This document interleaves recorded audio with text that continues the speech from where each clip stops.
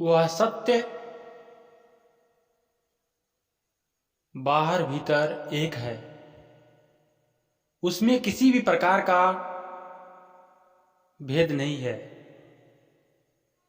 वो हर जगह इस पूरे ब्रह्मांड में एक समान है। उसमें किसी भी प्रकार का भेद नहीं है। वही है विराट पावर, वही है सत्य जो आपके भी भीतर और बाहर भी इस पूरे ब्रह्मांड में वो हर जगह एक समान है। एक संत उसी का एहसास करके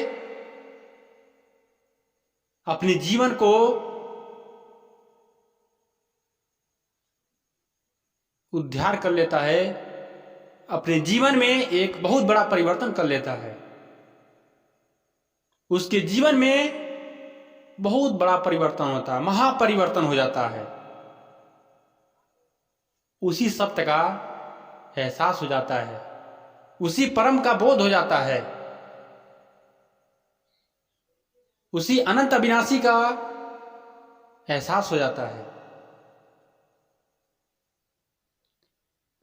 जिसने अपने जीवन में उस सत्य को रखा, उस सत्य का एहसास हुआ, उसका जीवन बहुत बड़ा परिवर्तन कर दिया। उसके जीवन से दूसरे का भी जीवन बहुत बड़ा परिवर्तन मिला। उन महापुरुषों से एक अध्यात्म की ओर दिशा मिला, उससे भी लोगों का कल्याण हुआ। तो उस सत्य से भीतर और बाहर किसी भी प्रकार का भेद नहीं है। उस सत्य का एहसास करने की जरूरत है, उस सत्य का बोध करने की जरूरत है। अपने जीवन में उसको एहसास करने की जरूरत है। और हर व्यक्ति के जीवन में यह संभव है कि अपने जीवन को धन्य बना सकता है। यह एहसास करने के बाद यह एक संबोधित कर रहे हैं, एक बताने का या समझाने का तौर तरीका है। वहां पर किसी भी प्रकार का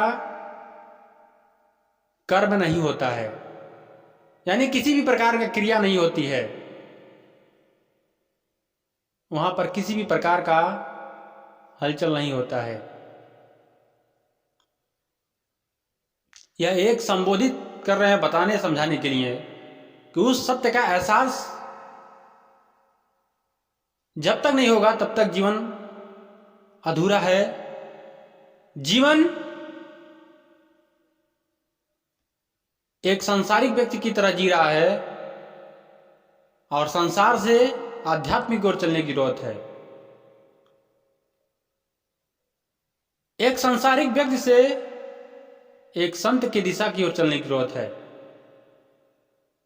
एक संत अपने जीवन में उस सत्य का एहसास कर लेता है, उस सत्य से दीदार हो जाता है। और वैसे ही हर व्यक्ति को जरूरत है। और यह तभी संभव है जब आप स्वतंत्र रूप से उस भक्ति की ओर चलेंगे, उस परमात्मा की ओर चलेंगे, उस स्वयं की ओर चलेंगे।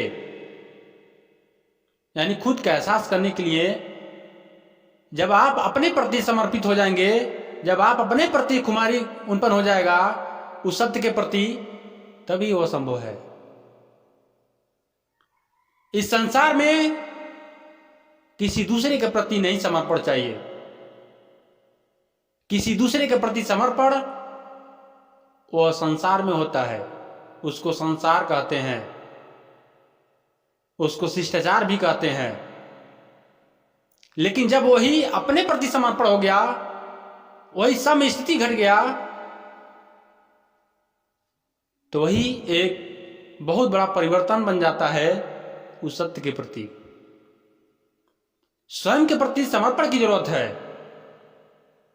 अपने प्रति झुकाव होना चाहिए, उस परमात्मा के प्रति, उस सत्य के प्रति।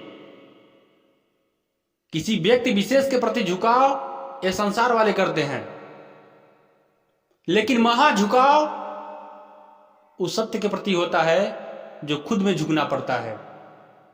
यानी जो हमारे भीतर या किसी भी व्यक्ति के भीतर जो अहंकार लोभ माया है उसको त्यागने का बात कर रहे हैं हम। वो त्यागा जा कैसे? लोभ माया ऐसा कुछ है, वस्तु नहीं है, उसको फेंक दिया जाए तो त्याग हो जाएगा, ऐसा कहीं कुछ नहीं है। उस सहजता के साथ, उस विनम्रता के साथ, स्थिरता के साथ बैठ करके उस सत्य का एहसास किया जाए, उस सत्य के प्रति चला जाए, उस सत्य के प्रति एहसास हो जाए जीवन में, वही लोभ माया या क्रोध का त्याग है। उसी सत्य का एहसास हर व्यक्ति के जीवन में संभव है, और हर व्यक्ति के जीवन में संभव है, और हर व्यक्ति को एक ना एक दिन या एक ना एक जन्मों में उसको एहसास करना ही पड़ेगा। यानी उस सत्य के दीदार होना ही पड़ेगा, क्योंकि मानव का जन्म इसलिए मिलता है, उस सत्य का ही बोध करने के लिए, उस सत्य का ही एहसास करने के लिए। चाहे आज, चाहे इस जन्म में, चाहे अगले जन्मों में, एक निश्चित रूप से एक समय आएगा कि वो व्यक्ति, वो इंसान, वह साधक अपने जीवन को धन्य बनाएगा। ये जो जीवन मिला है वह इसी के लिए मिला है।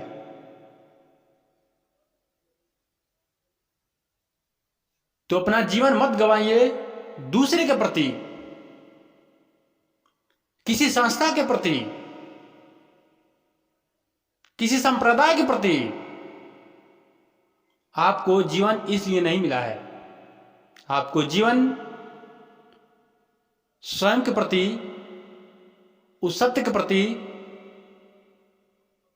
एहसास करने के लिए मिला है, उस सत्य का बोध करने के लिए मिला है, उस परम का बोध करने के लिए मिला है, उस स्वयं का बोध करने के लिए मिला है।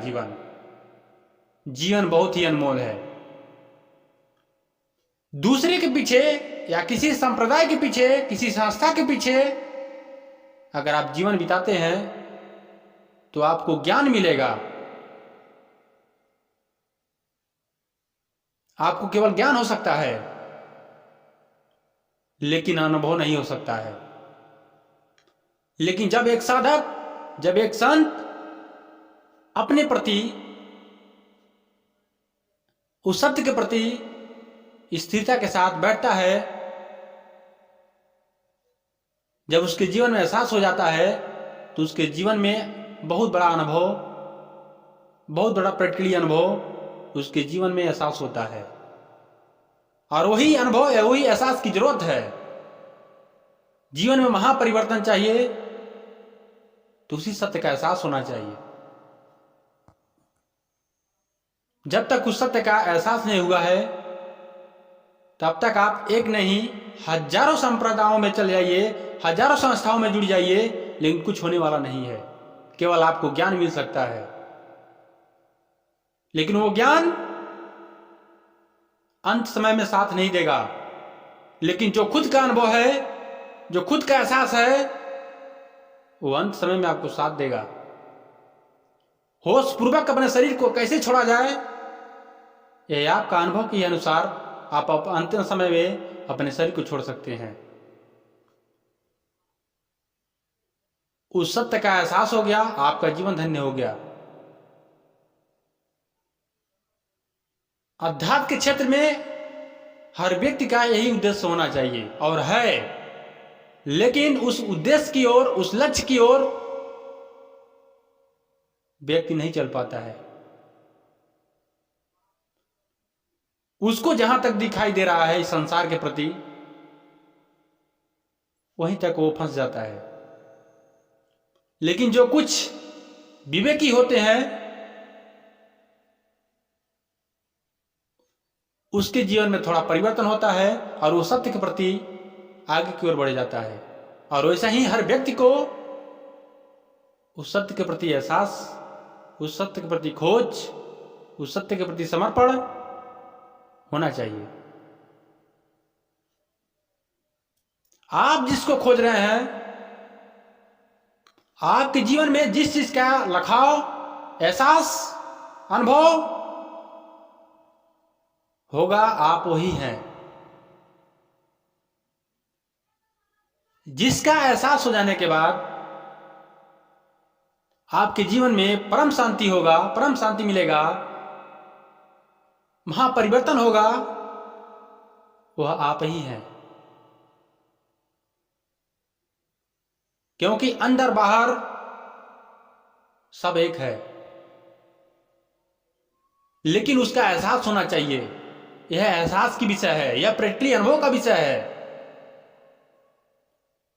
यह केवल किताबों में या सत्संगों में या संप्रदायों में या संस्थाओं में सुनने सुनाने की बात नहीं है, किताबों को पढ़ करके सुनाने की बात नहीं है, महापुरुषों के सत्संग को सुन करके सुनाने की बात नहीं है। यह अनुभव की विषय है, यह एहसास की विषय है। और हर व्यक्ति को जीवन में यह संभव है कि वो अपने जीवन को धन्य बना सकता है। तो इतने ही शब्दों के साथ सभी लोगों के हृदय से साहेब बंदगी।